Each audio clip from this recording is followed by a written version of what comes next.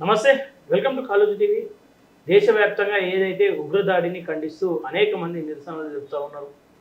అందులో చనిపోయిన కుటుంబాలకు అనేక మంది మౌనం పాటిస్తూ ఉన్నారు. సరే, ఏదేమైనప్పటికీ ఉగ్రదాడి తర్వాత ఈ దేశం మరో పోరాటం చేయబోతా ఉందా? పాకిస్తాన్ పైన యుద్ధం ప్రకటించబోతా ఉందా? పాకిస్తాన్ మీద యుద్ధం ప్రకటించాక ఎట్లా ఉంటుందనే అంశాలపైన మాట్లాడడానికి ప్రస్తుతం మనతో పాటు ప్రొఫెసర్ గాలి వినోద్ కుమార్ సార్ గారు ఉన్నారు. ఒకసారి మాట్లాడదాం. సార్ నమస్తే. నమస్తే అమ్మా. సార్ చెప్పండి, దాదాపు కొన్నేళ్ల తర్వాత ఇంత పెద్ద ఉగ్రదాడి జరగడం ఎట్లా చూసుకుంటారు ఈ ఉగ్రదాడిని? ఈ ఉగ్రదాడి ఇప్పుడు అది మానవ హక్కుల ఉల్లంఘన. ఎందుకంటే మనిషి జీవించే హక్కును ఎవరైనా సరే ఓకే చంపడం అనేది నేరం. కాబట్టి వాళ్ళు వచ్చి ఆకస్మికంగా అంతా ఏదో ఆ ప్రాంతాన్ని ఆస్వాదించడానికి, స్విట్జర్లాండ్ ప్రాంతం అది, నేను కూడా వెళ్ళడం జరిగింది. సో అట్లాంటి ప్రాంతంలో ఏంటంటే అక్కడికి వెళ్ళి మనం స్విట్జర్లాండ్ చూడకపోయినా కనీసం అక్కడ ఈ ప్రాంతంలో మన దేశంలో స్విట్జర్లాండ్, మినీ స్విట్జర్లాండ్ని చూడొచ్చు అనేది ఒకటి ప్రతి వారు చూసుకుంటారు అక్కడ. ఓకే. సో అట్లాంటి అంతటి ఆహ్లాదకరమైన ప్రాంతంలో విధ్వంసం చంపి ఒకటేసారి వచ్చి టకటక చంపేయడము, అది AK-47 తీసుకుపోయి గనులతో కాల్చేయడం అనేది ఎంత దుర్మార్గం అంటే మొత్తం ప్రపంచమంతా ఖండించాల్సిన చర్య, దుశ్చర్య అది. ఓకే. సో ఇట్లాంటి దుశ్చర్యలను మనం ఎక్కడ కూడా సమర్థించద్దు. అది ఏ మతం అన చేయని, ఎవడని చేయని, అది అది మనం అసలు అది మానవత్వానికే మాయని మచ్చలాంటివి అన్నట్టు. ఓకే. కాబట్టి ఖచ్చితంగా మనం మరో పోరాటం, మన దేశం మరో అంటే పాకిస్తాన్ పైన పోరాటం ప్రకటించడం బెటర్ అంటారా, లేదంటే ఈ సందర్భంలో సరైనది కాదంటారా? నేనేమంటానంటే ఇప్పుడు ఉగ్రవాద చర్యలు నిర్మూలించాల్సిందే ఖచ్చితంగా చేయాలి. ఎందుకంటే POK సెంటర్లో, పాక్ ఆక్రమించిన కాశ్మీర్ సెంటర్లో అక్కడ పూర్తిగా మొత్తం ట్రైనింగ్ ఇస్తాను ఇట్లాంటి వాళ్ళకంటే అక్కడ టోటల్ వాటిని ఇవాళ ఏరేసే ప్రోగ్రామ్ చేయాలి. చేయడమే కాకుండా ఇంకోసారి అట్లా జరగకుండా ఉండాలంటే పాక్ కంట్రోల్లో ఉండకుండా మన కంట్రోల్లో ఉండాలి. ఓకే. సో మన కంట్రోల్లో ఉన్నప్పుడు అక్కడ జరగదు. ఇక ఆ ట్రైనింగ్లు జరిగాయి, అట్లాంటి యుద్ధాలు మన మీద జరిగాయి. కాబట్టి ఖచ్చితంగా దాంట్లో ఉన్న ఉగ్రవాదం నేరేయాలి, ఆ ప్రాంతాన్ని కూడా మన కంట్రోల్లో తెచ్చుకోవాలి. తప్పకుండా ఆ దిశగా అడుగులు వేయాల్సిన అవసరం ఇవాళ మన ప్రభుత్వం ఉంది. మోడీ గారికి మనం ఆ విషయాలు అండగా ఉందాం. కాకపోతే ఇవాళ ఒక మతానికి పరిమితం చేయదు ఉగ్రవాదాన్ని. ఉగ్రవాదం దాంట్లో చనిపోయిన దాంట్లో క్రిస్టియన్స్ ఉన్నారు, హిందువులు ఉన్నారు, ముస్లింలు ఉన్నారు, అందరు ఉన్నారు. కాబట్టి ఉగ్రవాదులకు మతం లేదనే దాన్ని ఆ సంఘటనను బట్టి మనం అర్థం చేసుకోవాలి తప్ప అక్కడ ఓన్లీ హిందువుల్ని టార్గెట్ చేశారని చెప్పేసి ప్రచారం ఏదైతే జరుగుతుందో అది కరెక్ట్ కాదు. కానీ అంటున్నారు హిందువులే అంటే కులం అడగలే, ప్రాంతం అడగలే, భాష అడగలే, కేవలం మతం మాత్రమే అడుగుతూ ఉన్నారు.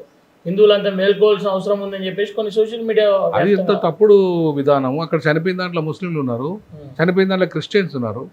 ఒక ఆమె లేడీ, మేము క్రిస్టియన్ అని చెప్పినాము, మీ మతం ఏందని అడిగాను, మీ క్రైస్తవులు అని చెప్పినా కూడా చంపేసిందని నా భర్తను అని చెప్పి ఆమె చెప్పింది.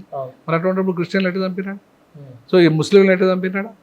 కాబట్టి అదే ఒక్క హిందువుల్ని చంపాలి కదా చంపితే. కాబట్టి అక్కడ ఏంటంటే మగవాళ్ళు ఎవరు ఉంటే వాళ్ళని చంపేసారు, ఆడవాళ్ళని వదిలేశారు.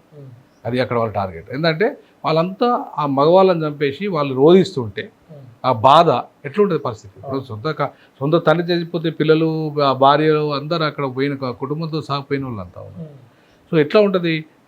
వాళ్ళ కళ్ళ ముంగట్నే వాళ్ళ భర్తను చంపేస్తుంటే, వాళ్ళ కళ్ళ ముంగట్నే తండ్రిని చంపేస్తుంటే ఆ బాధ వర్ణనాతీతం.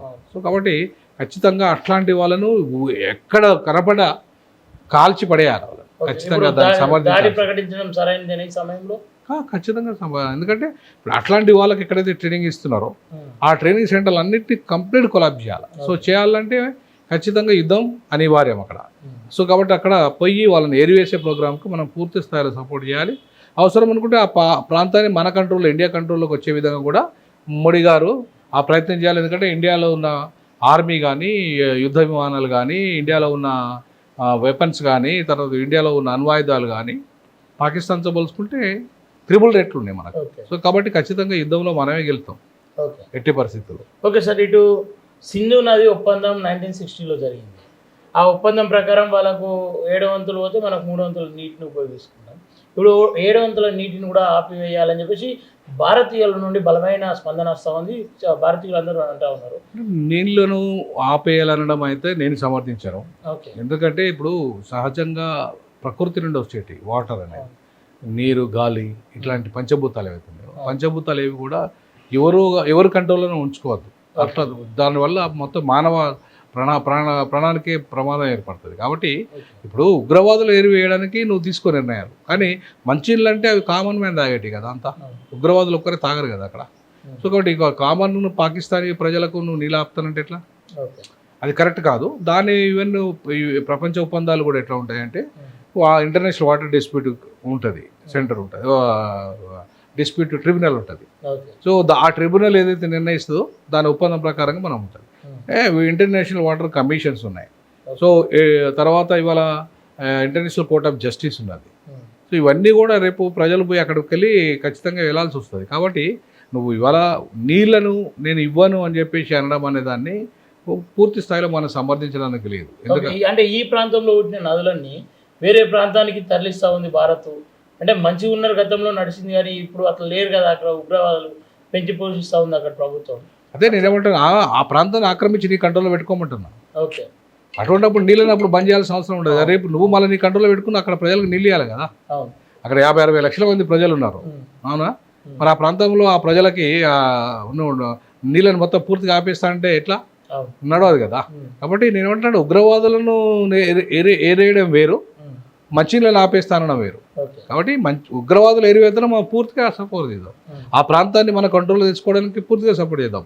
కానీ నీళ్ళని అనడం మాత్రం కరెక్ట్ కాదేమో, అది ఒకసారి ఆలోచన చేయాలని చెప్పేసి నేను కేంద్ర ప్రభుత్వం. ఇటు మరి దేశంలో చూసుకుంటే అడవులలో ఉన్నటువంటి నక్సలైట్ల పేరు మీద అక్కడ ఉన్నటువంటి ఆదివాసుల మీద దాడులు జరుగుతున్నాయని చెప్పేసి ప్రజా సంఘాలు అంటూ ఉన్నాయి.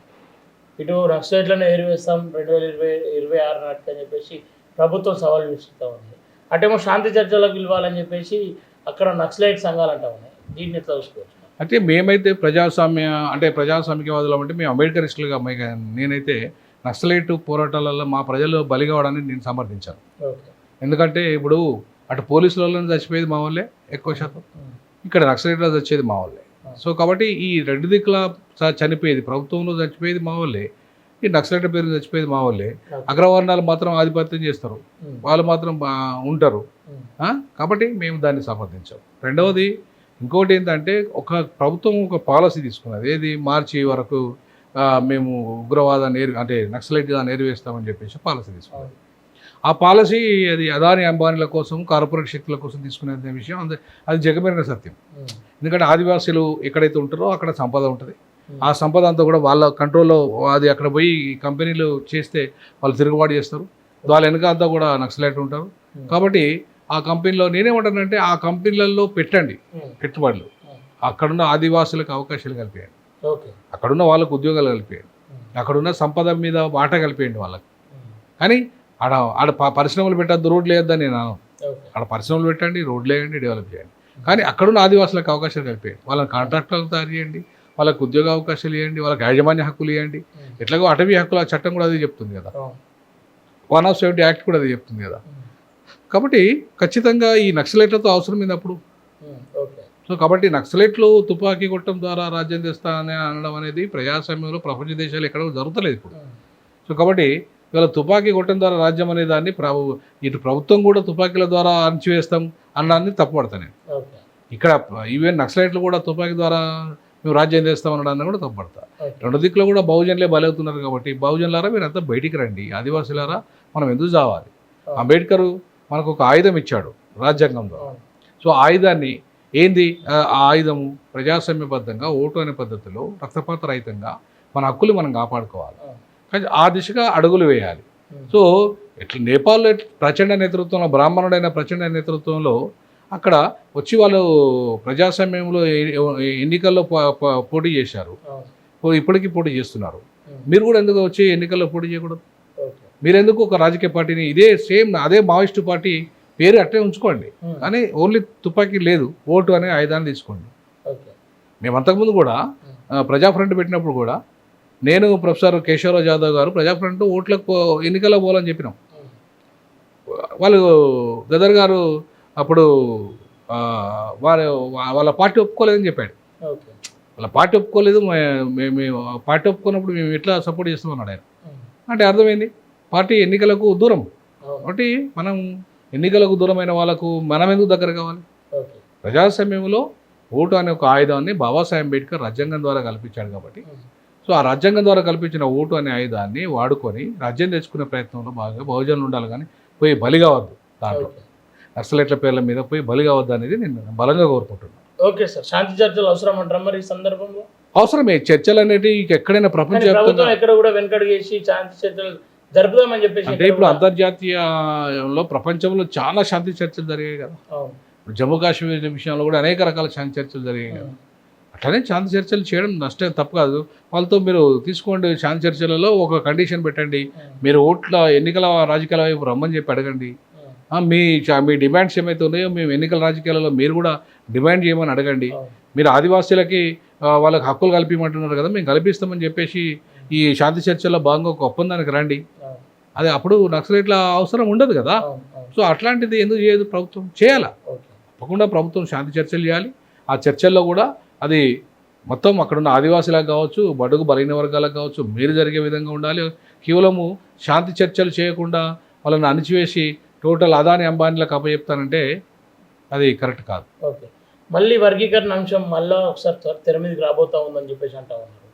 కోర్టులో కేసులు కూడా నడుస్తూ ఉన్నాయి. మళ్ళీ అటు మాలలు వేస్తూ ఉన్నారు. అలాగే ఏదైతే మీ వర్గీకరణ ఏదైతే రిజర్వేషన్ ప్రకారం మాకు అమలు చేయాలని చెప్పేసి ఆ కోర్టులో ఈ మధ్య కాలంలో కేసు కూడా పడేటువంటి దాఖలాలు కనిపిస్తుంది. అదే క్రిమిలేయర్ పైన అమ్మాయి ప్రొఫెసర్ మంగా అనటమే వేసింది, కానీ అది నిలబడదు. ఎందుకు నిలబడదు అంటే ఫస్ట్ కారణం ఏంటంటే రాజ్యాంగ నిర్మాణ సభ ఒప్పుకోలేదు, ఇది క్రిమిలేయర్ వర్తించదని చెప్పింది. ఎందుకు అంటే వాళ్ళకు అంటరానితనం అనేది ఉంటుంది, కుల వ్యవస్థ కారణంగా అంటరానితనం ఏర్పడదు కాబట్టి అంటరానితనం నిర్మూలన చేసినా కూడా అది అట్లనే ఉన్నది కాబట్టి వ్యవస్థలో ఖచ్చితంగా అంటరానితనం ఉన్నంత కాలం మనం క్రిమిలేయర్ పెట్టలేము వాళ్ళకని చెప్పి చెప్పింది రాజ్యాంగ నిర్మాణ సభ. తర్వాత 92లో 9 మంది జడ్జిలు Indra Sawhney cases versus union of ఇండియాలో ఆ 9 మంది జడ్జిలు కూడా బీసీలకు మనం క్రిమిలేయర్ పెట్టచ్చు కానీ ఎస్సీ ఎస్టీలకు పెట్టలేము, ఎందుకంటే వాళ్ళకి అంటరానితనం ఉంది, బీసీలకు లేదు. కాబట్టి వీళ్ళను ఏబిసిడిగా చేసుకోవచ్చు, వాళ్ళకి అట్లాగే క్రిమిలేయర్ పెట్టచ్చు అని చెప్పి చెప్పింది సుప్రీంకోర్టు. కానీ మళ్ళీ మొన్న 2024లో 9 మంది కాదు, అదమ్మ 9 మంది క్రిమిలేయర్ కూడా పెట్టచ్చు అని చెప్పి మొన్న 7 జడ్జిమెంట్ వచ్చింది. కానీ అది నిలబడదు.